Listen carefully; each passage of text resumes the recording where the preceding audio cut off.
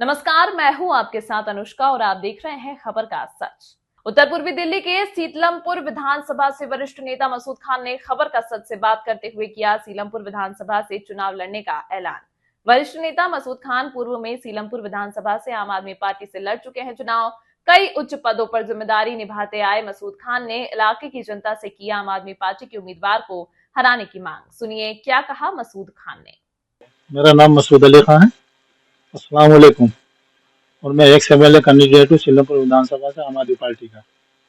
हाँ सर, आगामी 2025 में चुनाव होने हैं दिल्ली में विधानसभा के। तो ऐसे में सीलमपुर विधानसभा का अगर हम बात करें, आम आदमी पार्टी का टिकट तो कंफर्म हो ही गया है। तो क्या इस बार आपकी तरफ से भी कोई तैयारियां हैं चुनाव लड़ने की? जी इंशाल्लाह अपने सब साथियों से मशवरा करते हैं, इलेक्शन लड़ेंगे हम भी। अच्छा सर, क्या लगता है आपको कि जो विधायक रहे हैं पिछले चौधरी मतीन साहब की हम बात करें 21 साल, उसके बाद हाजी सराज साहब विधायक रहे और इसके बाद अब्दुल रहमान साहब विधायक रहे, तो क्या क्षेत्र में विकास की अगर हम बात करें तो क्या लगता है आपको क्षेत्र में विकास नहीं हो पाया है? देखिए इसमें विकास बिल्कुल नहीं हुआ। 21 साल उनके चले गए, 5 साल दूसरे गए, फिर अब 5 साल चले गए। जो बुनियादी मसाइल होने चाहिए थे यहाँ पर वो अभी तक बिल्कुल इन्होंने नहीं करा है इन्होंने। अब रहा कब्रिस्तान का मसला, मैं आपको बात बता दूं, खादिमुल इस्लाम हमने कमेटी बना के उसमें हिंदू मुसलमान थे। टीडीए से ये कब्रिस्तान जो वेलकम है वो अलर्ट कराया। इतनी बड़ी ईदगाह है वो जगह पर उसको बनाया। जाकिर हुसैन स्कूल है, मदरसे बाबुल उलूम है। ये जो बुनियादी मसाइल होते हैं ये हल हमने चुनावों से पहले और कुछ बनने से पहले ही कर लिए थे।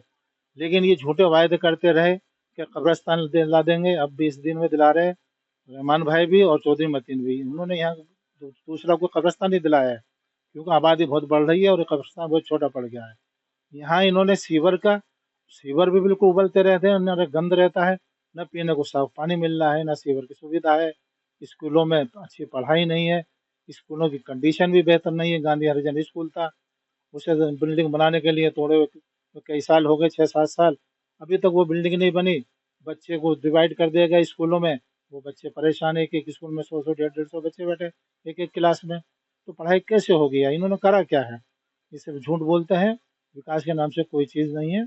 उनको करना चाहिए तो वायदा भी करा था कि यहाँ गर्ल्स कॉलेज बना देंगे हम, तो गर्ल्स कॉलेज का, एक गर्ल्स का, इन्होंने प्राइमरी स्कूल भी नहीं बनवाया यहाँ पर। हाँ सर, बात करें कि आप बहुत सीनियर लीडर हैं और कई बार ऐसा भी हुआ है कि आप बहुत कम माध्यम से हारे हैं। तो क्या इस बार 2025 में इस बार अपनी जीत का परचम लहराएंगे? इंशाल्लाह देखिए, सीलमपुर विधानसभा के अवाम भाई मतीन एंड कंपनी से बुरी तरह से नाराज है। बहुत नफरत करते हैं यहाँ के लोग, क्योंकि 21 साल बिल्कुल बेकार गए यहाँ के लोगों के, इन्होंने कोई काम नहीं किया। भाई अब्दुल रहमान से बहुत लोग नाराज हैं। इनकी नाराजगी की वजह से वो वोट कहाँ जाएगा? बीजेपी को तो देने से रहे, और बीजेपी को हम भी नहीं चाहते कि अभी बीजेपी जीते। अब इन दोनों को लोग आवाम पसंद नहीं करते।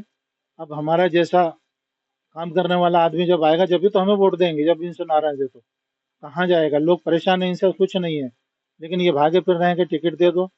इन्होंने सिर्फ पैसा कमाया है और ये पैसा फेंक के ये इधर आ गए। मैं जब 2013 में इलेक्शन लड़ा था तो मुझे ढूंढने के लिए कहा, संजय सिंह जी आए हैं 3-4 मरतबा मेरे घर पे, आप चुनाव लड़ लो, हमें ईमानदार आदमी चाहिए। तो पूरी विधानसभा में हम ईमानदार आदमी मिल गए।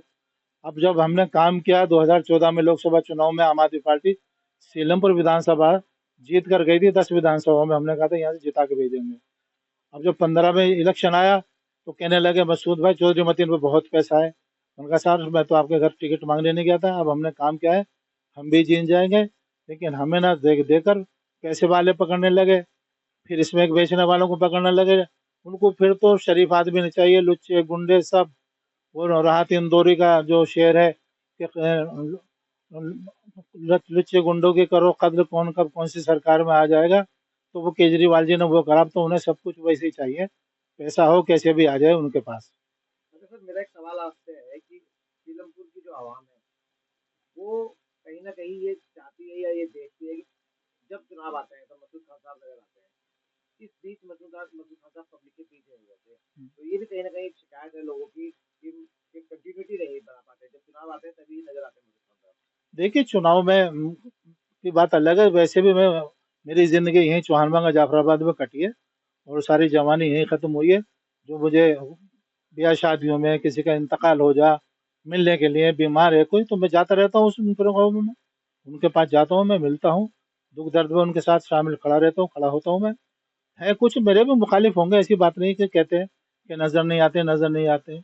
जो जीते हुए थे वो कितने नजर आते थे, घर बैठ के सब कुछ लोगों को बुला के देते, भला के देते। मेरे दरवाजे पर सब कुछ आ जाए, मेरे पास क्या रखा है?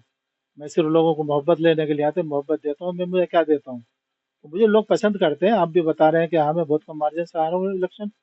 97 में कांग्रेस से लड़ा, बहुत कम मार्जिन से हारा था मैं। 2007 में इंडिपेंडेंट लड़ा, बहुत कम मार्जिन से हारा।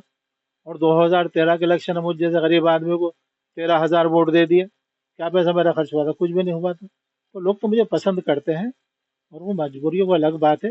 हार जीती तो दो चीज़ें ही तो है। अल्लाह ने दो चीज़ें बनाई है, हार और जीत बनाई है, गोरा और काला बनाया है। तो इसमें तो दो बातें, इसमें क्या हर्ज है? कोई कितने कितने चुनाव हारते हैं।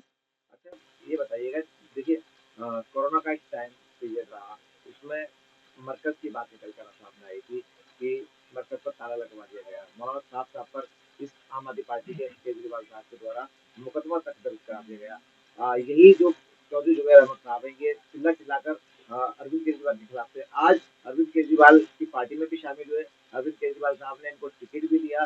तो क्या इलाके की जनता इनसे ये सवाल नहीं करेगी, या आप लोग, क्योंकि आप विपक्ष में हैं, आप इनसे सवाल नहीं करेंगे कि अब मौलाना साहब साहब कहाँ है, या मरकज की जो बात थी वो कहाँ है, या फिर शराब नीति के खिलाफ जो लगातार धरना प्रदर्शन आप लोग कर रहे थे, जब वो सब तमाम चीजें कहाँ है? देखिए वो ये हकीकत है। 1993 में पहली विधानसभा का चुनाव हुआ, तो ये जनता दल से जीते थे, और चुनाव जब लड़ रहे थे तो ये जो कांग्रेसी थे उनको कहते थे ये मुसलमान ही नहीं है जो कांग्रेसी हैं। ये फिर उसी कांग्रेस में आ गए, और कभी विधानसभा में बाबरी मस्जिद के इशू पे ये बोले नहीं बिल्कुल भी। नोट कमाने के लिए आए थे, वहाँ दलाली करी, पैसा खूब कमाया। मरकज में आया, कर मरकज में केजरीवाल जी ने उसे बनाया, इशू बनाया। तो वहाँ उनकी सोच बिल्कुल बदल चुकी है अरविंद केजरीवाल जी की। जैसे बीजेपी की सोच है, ऐसी उनकी सोच है। वैसे कहते हैं मेरा कोई सुनता नहीं है, एलजी नहीं सुनता, होम मिनिस्टर नहीं सुनता। तुमने मौलाना साहब साहब पे एफआईआर दर्ज करवा दी, जमातियों पे एफआईआर दर्ज करवा दी। क्यों करवाई? कि कोरोना वहां से चल रहा था, जो दंगा हुआ था 2020 में। और उनका कितना 57 आदमी यहाँ से मारे गए थे, जानी माली कितना नुकसान हुआ था। कभी उस पर तो बोले नहीं कि उन पे एफआईआर दर्ज कराते। आरएसएस वालों पे कराते, विश्व हिंदू परिषद वालों पे कराते। खुल्लम खुल्ला क्या कि वो गोलियां चला रहे थे, मोहन नरसिंह होम पे से फायरिंग कर रहे थे, लोगों को मार रहे थे, उस के बारे में नहीं बोला कभी भी। तो इनकी सोच और बीजेपी की सोच सेम है बिल्कुल। और इनका मौका लग गया ना, सीटें भी कम आई, तो ये बीजेपी से मिलके आने वाले 25 दिसंबर में, ये 2025 में मिलके सरकार भी बना सकते हैं। डिप्टी सीएम किसी बीजेपी वाले को बना देंगे, और सीएम खुद बन जाएंगे। हालात ऐसे बनने हैं, तो ये ना गुरेज नहीं, कोई ना कोई एतराज नहीं बीजेपी से भी। तो इनका तो बस ये है कि मुझे सत्ता मिल जाए, कुछ भी मिल जाए। अब कितने मौके मिले हैं, कितना जुल्म हो रहा है, कहाँ आरएसएस वाले कर रहे हैं। बहराइच में देखिए, अब संभल में देखो, दिल्ली में जामा मस्जिद पे, शाही जामा मस्जिद पे नोटिस भेज रहे हैं। तो कभी बोल रहे हैं कि केजरीवाल जी को बोलना चाहिए, अगर ये सेकुलर जैन का आदमी है। ये सेकुलर नहीं है, और ये मुसलमानों को एक नंबर का बिल्कुल दुश्मन आदमी है। एक मुसलमान लड़के को नौकरी नहीं दी इन्होंने। हम कहते थे सब नौकरी दे दो, नौकरी दे दो मुसलमानों को, कि मेरी कोई सुनता ही नहीं है, मेरी कोई सुनता नहीं है। अरे भाई, जब आपकी कोई सुनता ही नहीं है, तो एलजी आज भी वही है, होम मिनिस्टर वही है, सब कुछ वही है। तो आपको फिर किस लिए वोट चाहिए? लोगों को देना भी नहीं चाहिए इस आदमी को वोट। ऐसी जमात को वोट ही नहीं देना चाहिए कि वो कल को फिर ये कहते रहे कि 5 साल फिर बेकार जाए कि मेरा तो मुझे कोई सुन नहीं रहा, ये मुझे काम नहीं करने दे रहे। जब काम ही नहीं करने दे रहे तो आपको वोट क्यों चाहिए? इनको वोट नहीं देना चाहिए। मुझे तो ऐसा लगता है कि ये बिल्कुल गलत हो रहा है। इनको बिल्कुल खत्म करना चाहिए इस जमात को यहाँ से। अच्छा, ये जो आपने कहा है कि देखो ये क्लियर आपने कर ही दिया है कि 2025 का आप चुनाव होने वाले हैं, तो क्या मैसेज देना चाहेंगे सीलमपुर की जनता को आप, जिससे जो लोग हैं वो आपकी तरफ आए और आपको वोट दें? देखिए जनाब, मैंने मुझे 2015 में डॉक्टर भीमराव अंबेडकर कॉलेज में गवर्निंग बॉडी में हमें मेंबर बना, उसमें मुझे काम करने का मौका मिला। यहाँ भाई मतीन जमुना पार के अकेले मुस्लिम एमएलए थे, उस तरफ इन्होंने बिल्कुल भी ध्यान नहीं दिया। उस कॉलेज में ना उर्दू थी, ना इंग्लिश ऑनर्स थी, ना पंजाबी थी। मुझे मौका मिला, मैं उसमें उर्दू ऑनर्स भी लेकर आया, इंग्लिश ऑनर्स भी लेकर आया, उर्दू भी लेकर आया, पंजाबी भी लेकर आया। और मैंने उसमें एक वो काम शुरू करा था जो किसी के दिमाग में नहीं था। हमारे जो डिस्ट्रिक्ट है, सच्चर कमेटी की रिपोर्ट में सबसे बैकवर्ड है यहाँ, और मुस्लिम आबादी सबसे ज़्यादा है। बच्चे पढ़ लेते हैं, और वो आगे आईएएस आईपीएस बनने के लिए फिर उन्हें कोचिंग नहीं मिल पाती थी। मैंने उस कॉलेज में फ्री कोचिंग IAS IPS की शुरू करवा दी थी, सिर्फ 500 रुपये फीस के लिए जाते थे, एडमिशन फीस के। और वो कोचिंग सबको पसंद आई। प्रिंसिपल कहता था, सारा स्टाफ कहता था, खान साहब आपने बहुत अच्छा काम किया है, उर्दू लिया, यहाँ इतने जाकिर हुसैन स्कूल है, सब कुछ है, तो इन्होंने इसमें कोई ध्यान नहीं दिया। मैं जाकिर हुसैन स्कूल में इलेक्ट्रिक जनरल सेक्रेटरी रहा, उसमें भी हमने काम किया है। जीनत महल स्कूल में हमने एजुकेशन में सब में काम किया है, और हमने कभी ऐसे कोई दलाली वगैरह हमने कम नहीं करी कराई है।